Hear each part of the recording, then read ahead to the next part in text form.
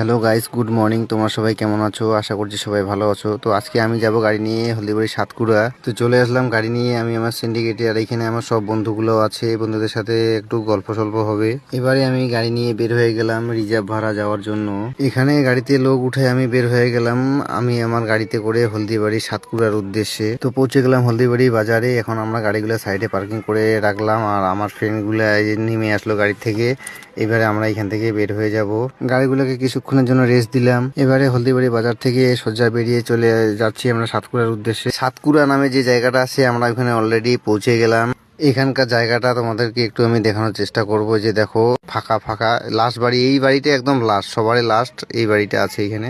আমি গাড়িটা এদিকে রাখছি, এখন আমরা যাচ্ছি গাড়িটার ওইখানে হেঁটে হেঁটে সবাই মিলে বন্ধুরা। তো আমরা এখন বের হয়ে আসলাম মেন রাস্তায়। এটা হচ্ছে বিএসএফ ক্যাম্প, যেহেতু এটা বর্ডার এলাকা তাই বিএসএফ ক্যাম্পে বিএসএফ আমাদেরকে বেশি ভিতরে যেতে বারণ করলো।